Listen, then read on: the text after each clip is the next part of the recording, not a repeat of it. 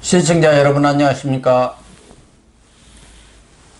5월 14일 시사정담 시작하겠습니다. 시청자 여러분, 문재인 대통령이 김부겸 총리 후보자와 임혜수 과기정통부 그리고 노형욱 국토부 장관에 대한 인사안을 제거함으로써 오늘부터 직무를 시작했습니다. 도자기 후보 박준영 한 사람을 낙마시키는 것으로 인사 참사를 퉁치고 넘어가려는 것 아니냐는 비판이 제기되고 있는데요. 이 문제 이진권 교수님과 따져보도록 하겠습니다. 이 교수님, 문재인 대통령이 국민들로부터 지탄의 대상이 됐던 두 명의 장관 후보자에 대한 임명을 지금 강행을 했어요. 김부겸 총리 이제는 뭐 국회에서 인준안이 의결됐으니까 총리가 되겠습니다만은 김부겸 총리도 국회에서 여당 단독으로 이렇게 처리를 했지 않습니까? 그렇죠. 그렇게 되면 이제 문재인 대통령이 단독으로 임명한 사람이 29명에서 3사람이 더 더해지나요? 김부겸 총리는 그래도 어쨌든 국회 동의 과정을 거쳤으니까 뭐 빼더라도 2명을 더 플러스했으니까 31명이 되는 거죠. 예? 전부는 29명까지 됐다가 지금 2명을 더 했으니까. 근데 문 대통령 그날 기자회견하면서 그러니까 취임 4년 기자회견하면서 했던 말이 참 대단하죠. 뭐냐면 이 야당이 후보자를 반대한다고 해서 검증 실패가 아니다. 누가 그걸 물었습니까? 이 사람이 자질이 되느냐 안 되느냐 이걸 물었는데 왜 야당이 반대하고 말고 그걸 가지고 야당 반대도 이거 검증 실패 아니다. 그게 무슨 말이 이어지지가 않는 말이잖아요. 이게 뭐냐면 대통령의 인식 자체가 억지라는 거예요. 내가 뽑고 싶은 사람 내가 뽑았어. 내가 쓰고 싶은 사람 내가 발탁했어. 야당이든 누구든 청문회든 뭐든 여기 대해서 왜 간섭해? 뭐라고 하든 나는 내 사람 뽑을 거야. 그런 인식을 분명히 드러낸 거잖아요. 그 다음에 참 또 한심한 것은 지금 이제 고 교수 뭐 말씀하셨습니다만은 이 도자기 후보 박준영 도자기 후보자를 그럼 왜 이 사람을 그러면 희생시키는 셈이 됐잖아요. 근데 이게 본래는 3사람 다 시키라고 그랬겠죠. 근데 초선 의원들 민주당 민초들 이 사람들이 나서가지고 최소한 1명 이상은 낙마시켜야 된다. 이렇게 방침을 정해버렸단 말이죠. 그런데 이렇게 되니까 대통령은 당초에는 취임 4주년 기자회견 할 때까지만 해도 누가 뭘 하든 내가 지명한 사람들 다 임명할 거야. 뭐 이렇게 분명히 했지만은 이제 당내에서 아마 다선 의원들이 이렇게 했으면 무시했을 거예요. 그 초선들이 그렇게 하니까 이건 도저히 여기서 무시하고 넘어갈 수 없다. 이런데 그럼 누구를 해줘야 되느냐? 임혜숙이는 아마 특별한 관계가 있는가 봐요. 특별히 대통령이 무슨 아주 신뢰할 만한 그런 무슨 그 개인적이라든지 아니면 공적인 관계가 있겠죠. 그러니까 느닷없이 박준영이를 희생시킨다. 박준영이 당연히 희생되는 게 아니라 당연히 박준영이도 낙마돼야 되는 거고 임혜숙이도 당연히 돼야 되는 건데 본래 여론 동향으로 보면 임혜숙이 1번 아닙니까? 낙마 그렇죠. 1번. 훨씬 더 비리 종합 세트라는 그런 비판을 받았지 않습니까? 근데 박준영이를 내놓고 박준영이 줄게 해숙이 다고 이래가지고 한 거야. 이게 정말 대한민국의 장관을 결정하는 이 과정이 이런 식으로 되어도 되는 건지 참 정말 한심스러운 일입니다. 그러니까 임혜숙 과기부 장관 이 사람은 여자 조국이라는 말을 들을 정도로 뭐 10손가락으로도 부족할 비리 혐의들을 받았지 않습니까? 그렇죠. 그런데 지금 알려지기로는 임혜숙이는 여자이기 때문에 여자 30% 국무위원 이렇게 자기들이 스스로 공약을 해놨잖아요. 그것 때문에 임혜숙이는 살리고 박준영이는 주겠다는 것 아니겠습니까? 그렇다고 한다면은 자질도 부족하고 국민 눈높이에도 맞지 않는데 여자이기 때문에 봐줬다. 그럼 여자들 입장에서는 기분 나쁜 거 아니에요? 왜냐하면 이게 무슨 임혜숙이가 아니면 절대 그 여성이 없다 이런 그렇게 된다 모르지만 임혜숙이 지금 낙마시키고 다시 여성을 뽑으면 될 것 아니에요. 예. 예? 여성 과학자가 얼마나 많은데 그런데 꼭 임혜숙이가 돼야 된다. 이거는 여성이기 때문에 돼야 된다는 게 아니라 임혜숙이기 때문에 돼야 된다는 그 말밖에 안 되잖아요. 예. 예? 그러니까 이런 억지가 어디 있습니까? 그러면서 그래서 그런 박준영이는 남자이기 때문에 탈락된 겁니까? 그 다음에 정부의 이 장관을 이렇게 뽑을 때는 그 얼마나 자질이라든지 인격이라든지 이런 면에서 또 그 다음에 그 전문적인 지식이라든지 이런 면에서 그 사람이 적합하냐 아니냐 이거를 명백히 따져가지고 그 다음에 그 사람을 뽑는 거지. 자, 여자니까 여자 할당은 필요하긴 해요. 왜냐하면 워낙 아직도 여자들한테는 유리천장이라고 하지 인식이 남아있으니까 필요한데 네. 여성 중에서도 자질이 훌륭한 사람 많을 거 아니에요. 그렇죠. 꼭 임혜숙이 될 필요 없잖아요. 임혜숙이 문재인 대통령과 관계를 우리가 취재를 안 해봤습니다만은 뭔가 특수한 관계가 있나요? 그렇죠. 그러니까 김혜숙이하고 관련이 있나? 김혜숙이가 인사수석 아닙니까? 김혜숙이는 그 사람은 얘가 수없이 많은 인사 실패를 해놓고도 건재하잖아요. 그 사람 말은 전혀 없어 아예. 여지부동이야. 그야말로 그 자리에 말뚝을 탁 박아놓은 거예요. 대통령이 확실한 확고한 분명한 그런 신뢰 그런 게 없다면 그 자리에 그렇게 있을 수 없거든.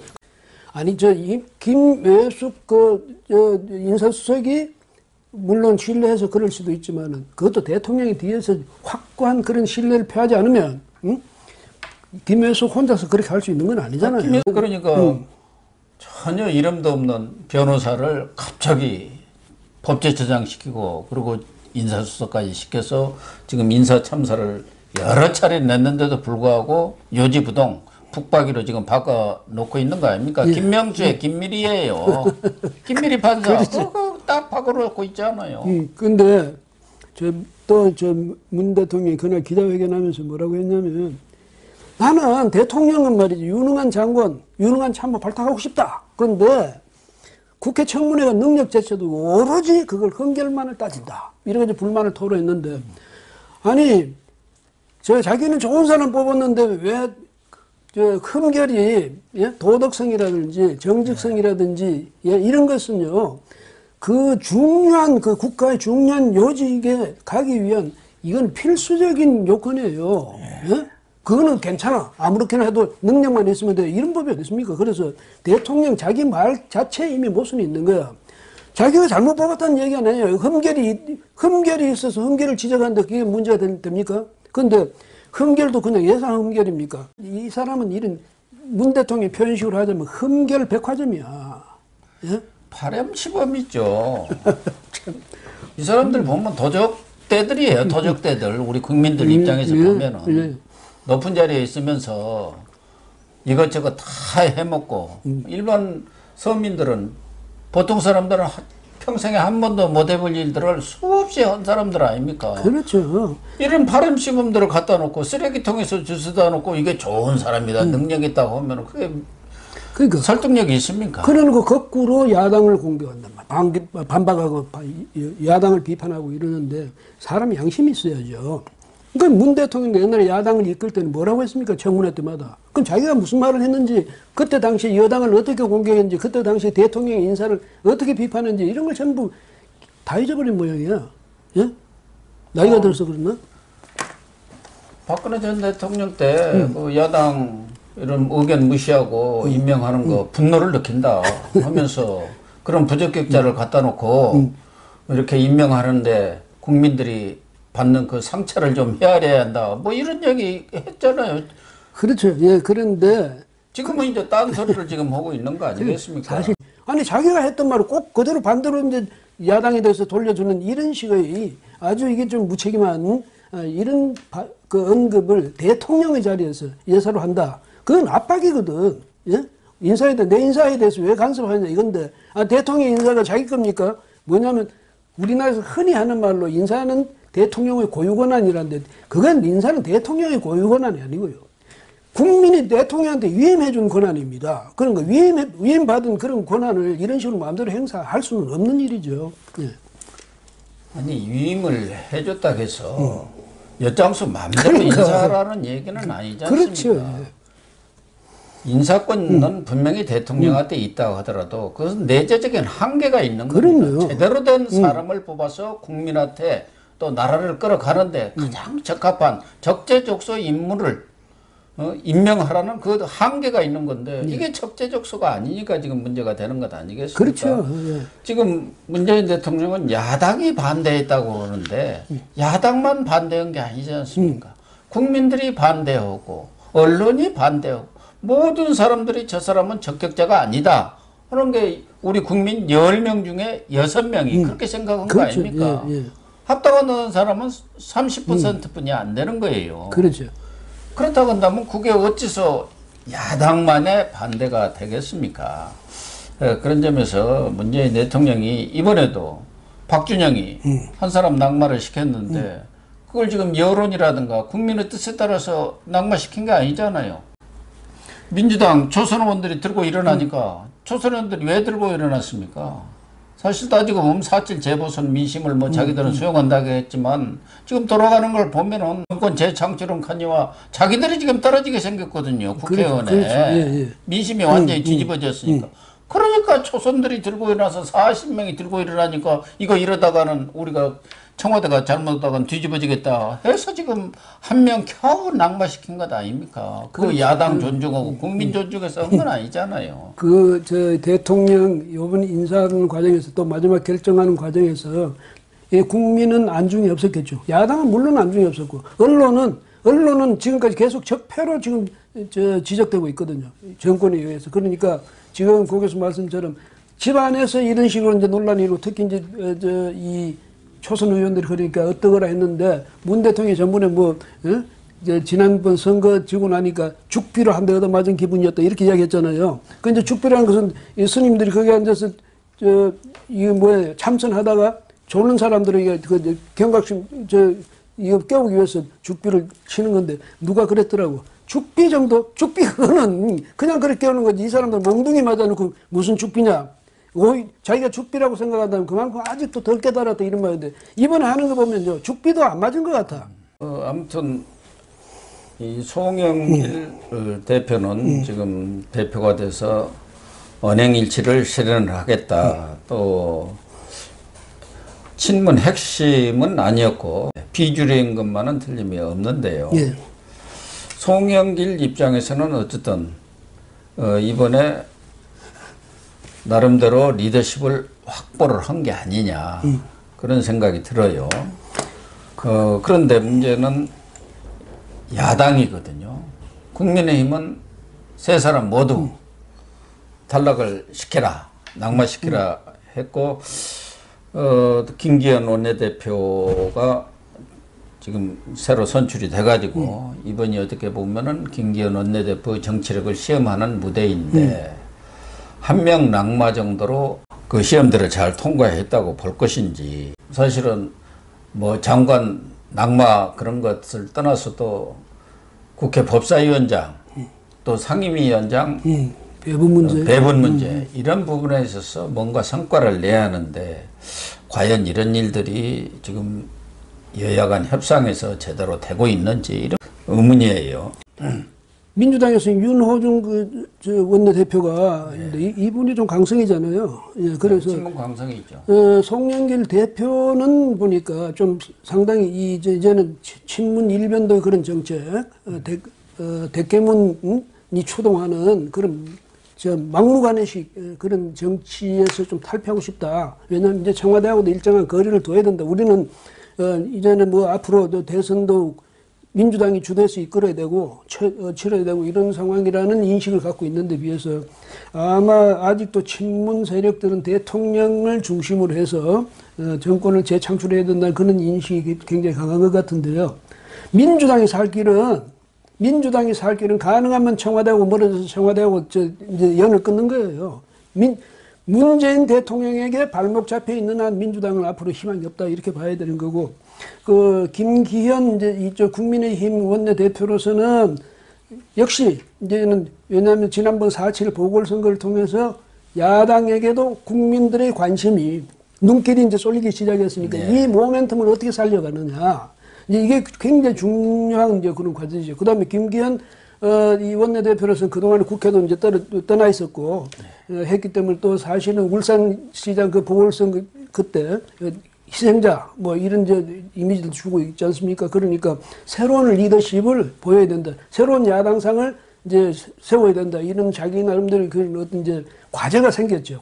효과적으로 해서 상대방에 대한 정책, 그러니까 이 민주당이 어떤 생각으로 이 정치를 이끌어가냐는 것을 국민에게 충분히 인식되도록 해주고, 그 다음에 국민의힘은 새로 달라진 정당으로서 앞으로 어떻게 수권 정당으로서 이 정치를 이끌어갈 것인지를 분명히 해줘야 되는 그런 책임이 있거든요. 근데 이렇게 되면 만약에 송영길 대표가 거기서 민주당에서 힘을 얻어가지고 이쪽이 국민의힘과 서로 이를테면 협치를 해나간다면 성과가 있겠지만은, 거기서 역시 윤호중 원내대표 주도해가지고 나간다면 옛날 그런 구도에서 벗어나기는 어렵지 않을까, 이런 생각이 듭니다. 예.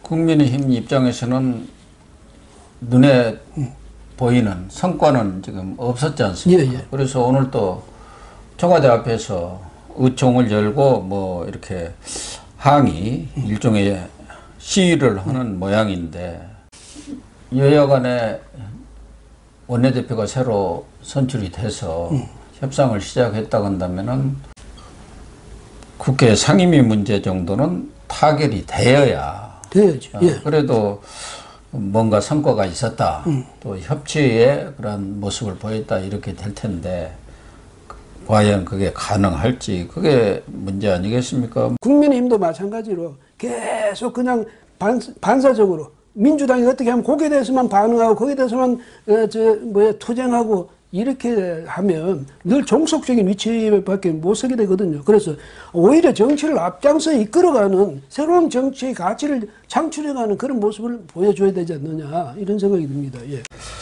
어쨌든 민주당은 이번 초선들의 반란이랄까요? 또 송영길 대표가 또 뒤에서 이렇게 은근히 입김을 넣었다는 얘기도 있습니다만은 당청 관계에서 무게중심이 민주당으로 옮기는 어떤 신호탄이 될까요? 이번에 이 한 명 낙마시킨 게, 지금 한 명 낙마시킨 것이 아까도 계속 얘기했지만 예. 무슨 국민 또는 야당이 요구해서 한 건 아니지 않습니까? 네. 여당 그 반대도 실패 아니라고 했지 않습니까? 40명이 들고 일어나니까 할 수 없이 양보를 한 거 아니겠습니까? 그러니까요, 이렴낙지천하추, 나뭇잎 하나 떨어지는 데서 천하의 가을을 안다, 이런 시인데, 지금 민주당의 당 대표가 지금처럼 그 송영길 대표처럼 청와대에 대해서 청와대와 거리를 두는 발언을 한 것은 이전에는 상상도 할 수 없었던 일이거든. 그 다음에 어쨌든 당내 소장파, 또 그 다음에 이 초선 의원들이 그런 식으로 청와대에 대해서 정면으로 이 반기를 들고 나서 가지고 최소한 한 사람이라도 떨어뜨려라, 이렇게 요구하고 나선 일도 일찍 없었잖아요. 이런 걸 보면 이제 이것이 말하자면 민주당의 그 변화의 한 단초가 될 수 있다, 이렇게 생각되고요. 또 이것이 바로 청와대와 당에 있어서의 그 관계 재정립의 계기가 이런 데서 시작되는 게 아닌가, 그런 판단을 할 수가 있죠. 예. 아무튼 문재인 정권이 이렇게 한 사람 퉁 치는 것으로 인사 참사를 마무리하고 넘어가려는 그런 태도를 보인 거, 정말 국민들 입장에서는 이게 옳은 일인가, 또 야당이 그것을 용인하면서 넘어가는 것이 과연 합당한 일인가, 이런 생각을 할 수밖에 없는 그런 상황인 것 같습니다.